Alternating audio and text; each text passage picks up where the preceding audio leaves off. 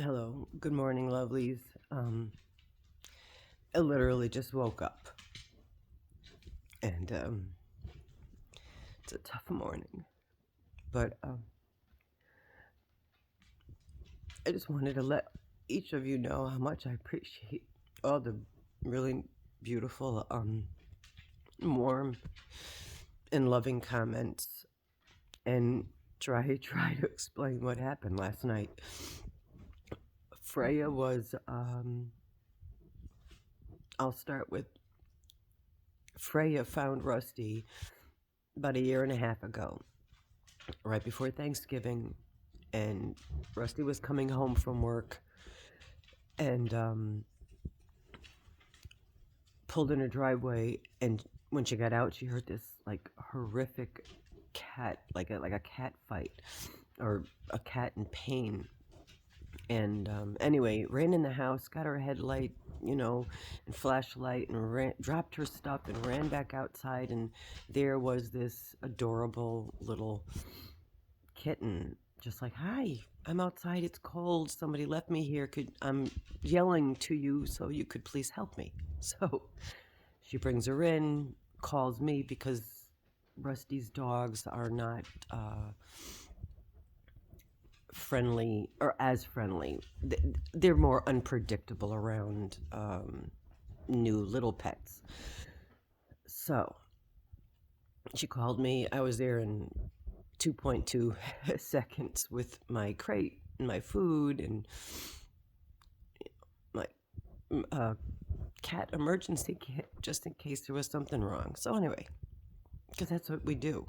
We rescue little animals, cats and dogs, and Jesus, other animals besides them too. To be truth, I've been known to take in birds with hurt wings and all my life actually. But anyway, I'm babbling, so I just wanted to explain to what happened. So she stayed here and absolutely love Freya.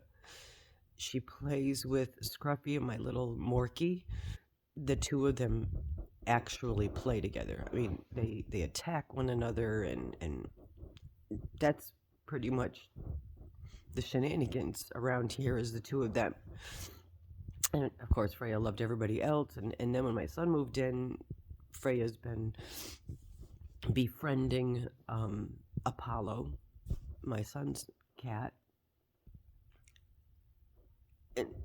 and she went outside for a little bit because it was so gorgeous out. And they came in. I don't remember what time it was. It was already after dinner. Came in fine. Now, mind you, she has had no signs of anything. Health wise, there's been no unusual things. She doesn't have. My son's cat has seizures and all this. There was nothing at all wrong with this kitten. She ran in, and we have that little bed. It's a platform with a baby mattress on it, and I'm looking over the phone because that's where Oscar's laying right now on there, and that's like their little bed because they could look out the window and whatnot. And then there's other beds around, but she's on there. Scruffy was on her other bed along the other side of the wall, and I was sitting right where I am right now in bed, just crocheting. It was the end of the day. I finished the voodoo dolls. Not doing the work on them anymore, but Freya was playing, went on there, and from my upper peripheral vision, I see her like almost be thrown off of that bed and onto the floor with a thump. And Duncan ran over there, and he's looking at me because he hears me. I'll get to that. Duncan goes running over there. Oh God, Freya. I mean, Scruffy goes up to her. I fly out of the bed, run over there. and her eyes were completely dilated. She was unresponsive. Um, her tongue was starting to hang out. I did the CPR. I shoved my finger down her throat. If there was an obstruction, we put her upside down to get anything out. My husband ran over there, and we're, doing what we could. There was nothing. There was no foam out of her mouth. There's no blood on her body. There was no pre-warning. There was just healthy cat and less than 5 minutes dead cat. So, there wasn't enough time to call the vet. That's how quick this. I mean, literally less than 5 minutes. I know a lot about cats. I'm not a cat vet. I'm not a tech. I only know a lot by having, and I've had way more than I would like to mention and know cross the rainbow bridge in my arms, but that's because when I foster babies, they're pretty much, it's like when you call the emergency ambulance, and an ambulance is not keeping you alive. Basically, an ambulance is sustaining where you are to get you to the hospital. That doesn't make any sense, but it is what it is. When I took EMS classes, there's like, you're not the reason. The person is already dead at that time, and you're trying to sustain what life they have till they get to the hospital, and then they take it from there. Well, that's a weird analogy,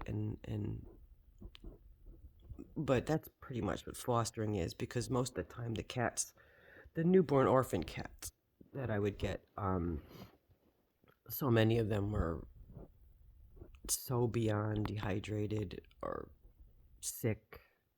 That's why the mom cats leave them, because a lot of times, of the ones we got, the moo that's here was emaciated to a point of almost irreversible. His condition was almost irreversible. Anyway, she just, back to Frey. I can't. It's gonna be a tough couple days, and I think when I was fostering, I knew when I got those kittens that any that did survive, and many did survive, it was always a known that this was a health issue, that the chances were higher that these babies would die, and instead of dying cold in a gully in the side of the road where someone had found it, at least the ones that did pass, I was able to hold and have them next to my chest and talk to them as they crossed that rainbow bridge. And that gave me some comfort that at least their little lives had a little bit of kindness and love for whatever period that they were able to be here. And many of them would have passed, so, and I would give them, I buy the most expensive Manuka honey and be up with them, sleep on the floor next to their cage, or to help them out. Yeah, because newborns, you got to feed every 2 hours. And I was doing this while I was working. I'd bring them to work with me. My boss didn't mind, and the customers loved it. Most of them did anyway. And the ones who didn't, heck with them, right? But anyway, the consensus is, through several people, the vet, whatnot, the consensus is that, unbeknownst to me, like I said, I'm not a vet tech, but unbeknownst to me, I do know a lot about cats. People call me, and dogs, but people call me all the time with, or even email me with questions, this is happening, sending me pictures, and again, I'm not a vet, but in the experience, I'll give them my advice from my vet books and my experience, always knowing that it's my advice and it's not professional. But um, I can't remember the name. There's a couple names, and it's sudden death, clearly, because there was no foaming at the mouth, there was no blood, there was no nothing in her throat. Um, just pupils dilated and laid on her side, and she was gone. It was her heart, I guess. Blood clots. And I'm getting this all wrong, and you all probably know better, but sometimes blood clots can break off and can go to their brain, into their heart. So it's whatever. It's like a whatever kind of it's like a heart attack sort of thing, and it could go without any symptoms or signs prior to that there is this problem. The vet wouldn't even check for it, especially a healthy 2-year-old kitten. But I'm babbling on, and I just wanted to do a special thanks to Marie for emailing me. She emailed me last night, then I woke up this morning, grabbed my phone, turned off the alarm, and looked, and there was a message from her. Thank you, Marie. I love you, Marie. You know that. And there was this beautiful song that she sent that the woman said I could share, or anyone could share. And I'm going to try to link that on here. And not just, I'll link it so you go to her page. But she's has a nice voice, and the chorus of the song is just in my head now. So I just wanted to thank Marie especially for this smile, because it was a really pretty song, and thank all of you for your kind words, and I know you care. I know I care about the animals so much, and it's just, I think the last video, and I actually had uploaded the videos of Freya yesterday before any of this happened. They were already uploaded onto my thing for shorts, and then I was gonna, I'll drop the cats, because she's so beautiful. Those eyes, those green eyes were just amazing, and her skin, and her fur, the coloring and everything is just amazing. But I had those uploaded before this happened, so then they were ready, and then after a couple hours, and of course Rusty comes over, and my Tony was here, and we're gonna bury her today, and so I don't know, I guess that's it. But thank you so much, guys, and now you've seen the absolute worst. This is I just looked in here at myself. This is the absolute worst you'll ever see me look. I didn't sleep, and then been crying for about 12 hours now, I guess. Yeah, over 12 hours. Wow. Yeah, it sounds so dramatic. I mean, I've lost both my parents, 2 of my brothers. I mean, every family, almost, except for I have 2 sisters, and my 2 kids, 2 nieces, and a nephew. And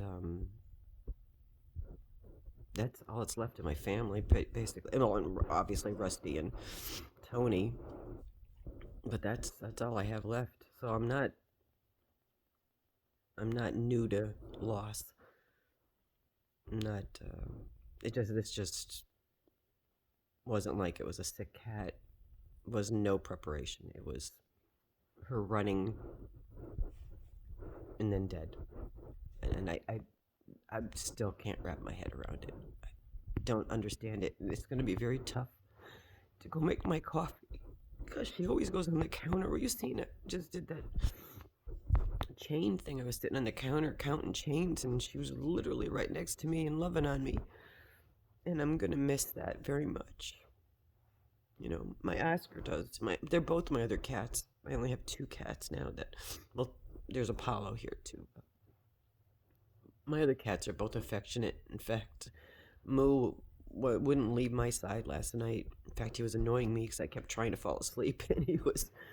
I lay on my side. He's up on me, and then I laid on my stomach, and he climbed up and lays on my back with his head right on my shoulder and in my face, and then starts with the kneading. I call it a squish squish, and drooling on me. But so that was going on last night. But I'm wondering, I did let the animals see Freya, especially the dogs, and especially Scruffy, see Freya's dead body, and had her wrapped in a blanket, and I let the dogs see and come close to her face to realize that she's not breathing, so that they understand that in their however they understand it, that's that's where Freya is, and Freya's not coming back. And I think they do understand, and little Scruffy's gonna miss her so much because they really were best buddies. They played. That was Scruffy's entertainment, was watching Freya, and Freya running under the bed, and Scruffy running on top of the bed chasing and looking what she's doing, and then Freya would be up in the window and Scruffy be looking and barking at her, and that's my day with those two, constant. And that'll be missed. And Scruffy doesn't have that relationship with the other cats, like that. They're older, they don't care. They can't be bothered with Scruffy. Scruffy loves kittens and cats so much. But I've been on here for 17 minutes. I'm not going to upload this or anything. I guess I just kind of wanted to say this before I get my morning coffee and put my feet on the floor. Love you guys. Have a wonderful day, and thank you again